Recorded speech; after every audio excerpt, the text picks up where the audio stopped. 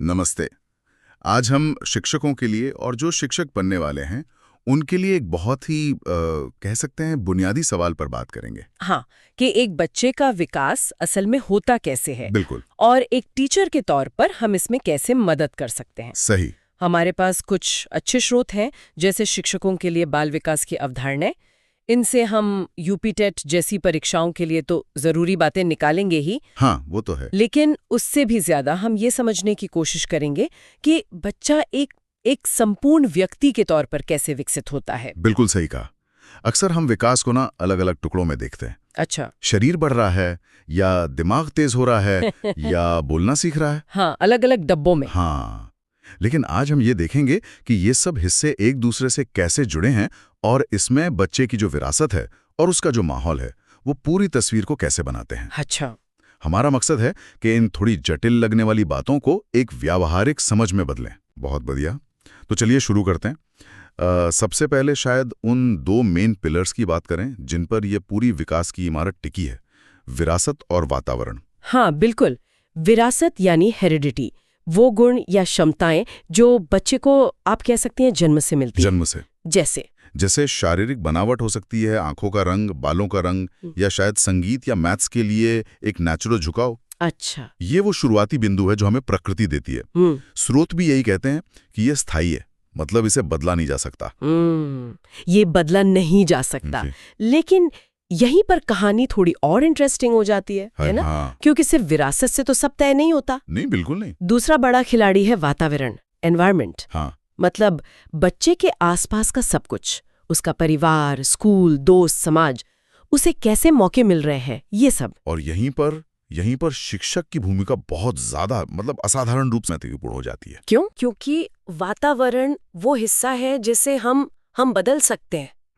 हम उसे सक्रिय रूप से बेहतर बना सकते हैं। अच्छा। सोचिए, एक बच्चा है जिसमें शायद गणित की अद्भुत जन्मजात प्रतिभा है, ये हुई विरासत। हाँ। लेकिन उसे घर या स्कूल का माहौल यानी वातावरण ऐसा मिलता है जहां उसे सवाल पूछने या प्रैक्टिस करने के लिए कोई बढ़ावा ही नहीं मिलता। तो क्या होगा? वो प्रतिभा तो शायद दबी ही रह जाएगी। बिल्कुल। ये तो ऐसा हुआ कि बीज तो बहुत अच्छा था, पर उसे न पानी मिला, न सही मिट्टी, न धूप। एकदम सही। तो क्या हम ऐसा कह सकते हैं कि विरासत एक तरह की संभावना देती है, पर वातावरण उसे असलियत में बदलने का रास्ता बनाता है? आपने बिल्कुल सही पकड़ा। यही बाल विकास का मूल मंत्र है, और यूपी टेट के लिहाज से भी ये समझना बहुत जरूरी है। हाँ। स्रोत की वो लाइन याद है, विरासत दिशा देती है लेकिन वातावरण विकास को गति देता है। हाँ, ये बहुत महत्वपूर्ण लाइन है। इसका मतलब यही है कि जेनेटिक्स हमें एक शुरुआती नक्शा दे सकते हैं, पर हम उस नक्शे पर कितनी दूर और कितनी तेजी से बढ़ेंगे, ये बहुत हद तक हमारे अनुभवों और माहौल पर निर्भर करता है। ये समझना तो टीचर्स के लिए बहुत ही ज्यादा मायने रखता है। मतलब हर बच्चे में संभावना है। बिल्कुल है। और हमारा काम है एक ऐसा, क्या कहें, पोषण देने वाला माहौल बनाना जहां वो संभावना खिल सके। बिल्कुल। चलिए अब विकास के कुछ खास पहलुओं को इसी नजरिए से देखते हैं। शुरुआत शरीर से करते हैं। शारीरिक विकास। हाँ, फिजिकल डेवलपमेंट।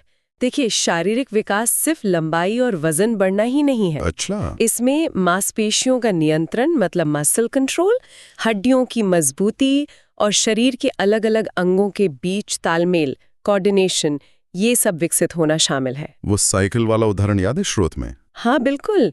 कि बच्चा शुरू में गिरता है, संतुलन नहीं बना पाता, लेकिन धीरे धीरे अभ्यास से, और अभ्यास क्या है? वातावरण का हिस्सा है। हाँ, माहौल। उस अभ्यास से उसका संतुलन और मांसपेशीय समन्वय, जो कि विरासत की क्षमता पर आधारित है, वो बेहतर होता जाता है। और एक शिक्षक के लिए इसका क्या मतलब हुआ? क्लास में तो अलग अलग कदकाठी के, अलग ताकत और फुर्ती वाले बच्चे होंगे। बिल्कुल होंगे। और शिक्षक को इन अंतरों को स्वीकार करना होगा, उन्हें समझना होगा। खेलकूद या जो भी फिजिकल एक्टिविटीज हैं, उनको ऐसा डिजाइन करना होगा कि हर बच्चा अपनी क्षमता के अनुसार उसमें भाग ले सके और सफल महसूस करे। ये जरूरी है। हाँ, बहुत जरूरी है। किसी को ये न लगे कि मैं पीछे छूट गया या मैं कमजोर हूँ। ये बच्चे के आत्मविश्वास के लिए भी बहुत जरूरी है, और आत्मविश्वास फिर सीधे मानसिक और भावनात्मक विकास से जुड़ता है। हाँ, ये कनेक्शन बहुत अहम है। अच्छा, तो अब मानसिक या संज्ञानात्मक विकास पर आते हैं। Cognitive development. जी। ये सोचने, समझने, याद रखने, तर्क करने, इन सब क्षमताओं से जुड़ा है। हाँ, ये वो एरिया है जहाँ पियाजे जैसे मनोवैज्ञानिकों ने बहुत काम किया है। स्रोत भी उनका जिक्र करते हैं। पियाजे के सिद्धांत, हाँ। उनके सिद्धांत ये समझने में मदद करते हैं कि बच्चों की सोच उम्र के साथ कैसे बदलती है, किन चरणों में विकसित होती है। जैसे एक छोटा बच्चा दुनिया को कैसे देखता है और एक किशोर कैसे तर्क करता है, इसमें फर्क होता है। बच्चा कब प्रतीकों से सोचना शुरू करता है, जैसे लकड़ी को गाड़ी मानकर खेलना, हाँ। या फिर वो कब अमूर्त मतलब एब्स्ट्रैक्ट कॉन्सेप्ट्स को समझने लगता है। तो इसका मतलब ये हुआ कि अगर कोई बच्चा मान लीजिए गणित का कोई सवाल हल नहीं कर पा रहा, तो हो सकता है वो अभी उस मानसिक विकास के स्टेज में ही ना हो जहां वो वैसा सोच सके। ये सिर्फ प्रैक्टिस की कमी ना हो। ये एक बहुत ही महत्वपूर्ण बात आपने कही। बिल्कुल हो सकता है। शिक्षक को बच्चे की उम्र और उसके संज्ञानात्मक स्तर के अनुसार ही अपनी टीचिंग मेथड्स और उम्मीदों को ढालना होता है। उससे ऐसे अनुभव देने होते हैं जो उसकी मौजूदा समझ को थोड़ी चुनौती दें, लेकिन इतने भी मुश्किल ना हो कि वो निराश हो जाए। बैलेंस बनाना होगा। हाँ बिल्कुल। यहाँ फिर देखिए, वातावरण यानी शिक्षक का तरीका, क्लास के अनुभव और विरासत, बच्चे की सीखने की अपनी गति का मेल दिख रहा है। दिमाग के विकास के साथ साथ दिल का विकास भी तो है। मेरा मतलब है भावनात्मक विकास, इमोशनल डेवलपमेंट। हाँ, अपनी और दूसरों की भावनाओं को समझना और उन्हें संभालना सीखना। ये शायद सबसे नाजुक पहलुओं में से एक है ना? बिल्कुल। बच्चा खुशी, गुस्सा, डर, उदासी ऐसी बहुत सी भावनाएं महसूस करता है। भावनात्मक विकास का मतलब है पहले तो इन भावनाओं को पहचानना सीखना, खुद में और दूसरों में भी। हाँ, फिर उन्हें व्यक्त करने के सही तरीके सीखना और धीरे धीरे उन्हें मैनेज करना, नियंत्रित करना सीखना। कोई उदाहरण है आपके पास? मुझे याद है, एक क्लास में एक बच्ची थी जो बहुत जल्दी रो देती थी, छोटी सी बात पर। शुरू में लगा शायद ध्यान खींचने के लिए ऐसा करती है, पर जब टीचर ने उससे अकेले में बात की तो पता चला कि घर में माहौल थोड़ा तनावपूर्ण रहता था। वो उसका असर था, वो वातावरण का प्रभाव था। अच्छा। उसे बस थोड़ी सहानुभूति और सुरक्षा की जरूरत थी। धीरे धीरे जब उसे क्लास में सुरक्षित महसूस होने लगा, ये हुआ सकारात्मक वातावरण, तो उसका आत्मविश्वास बढ़ा और रोना भी कम हुआ। ये दिखाता है कि टीचर का व्यवहार कितना मायने रखता है। डांटने के बजाय प्यार से समझाना, सहानुभूति दिखाना। बिल्कुल। ये बच्चे को सिखाता है कि उसकी भावनाएं गलत नहीं है, वो मान्य है और उन्हें संभालने में मदद मिल सकती है। इससे आत्मविश्वास बढ़ता है, सहयोग की भावना आती है। और यहीं से भाषा विकास का कनेक्शन भी दिखता है शायद, अपनी भावनाओं को शब्दों में बता पाना। निश्चित रूप से। भाषा विकास, लैंग्वेज डेवलपमेंट, ये सिर्फ बोलना सीखना नहीं है। नहीं। सुनना, समझना, पढ़ना और लिखना, ये पूरी प्रक्रिया है। स्रोत में भाषा सीखने के क्रम का जिक्र है: सुनना, बोलना, पढ़ना और लिखना, जिसे LSRW कहते हैं। ये परीक्षाओं में अक्सर पूछा जाता है। हाँ, LSRW क्रम। पर उससे भी ज्यादा जरूरी ये समझना है कि भाषा सिर्फ बातचीत का माध्यम नहीं है, ये सोच का आधार भी है। सोच का आधार कैसे? बच्चे जिस भाषा में सबसे सहज होते हैं, अक्सर वो उनकी मातृभाषा होती है। उसी में वो बेहतर सीखते हैं, सोचते हैं और खुद को अभिव्यक्त भी कर पाते हैं। हाँ, ये तो है। इसीलिए शुरुआती शिक्षा में मातृभाषा को महत्व देना उनके कॉग्निटिव और इमोशनल दोनों तरह के विकास के लिए फायदेमंद है। और जब बच्चा खुद को अभिव्यक्त करना सीखता है, चाहे बोलकर, लिखकर, चित्र बनाकर, इशारों से, तब हम बात करते हैं अभिव्यक्ति क्षमता के विकास की, डेवलपमेंट ऑफ एक्सप्रेशन।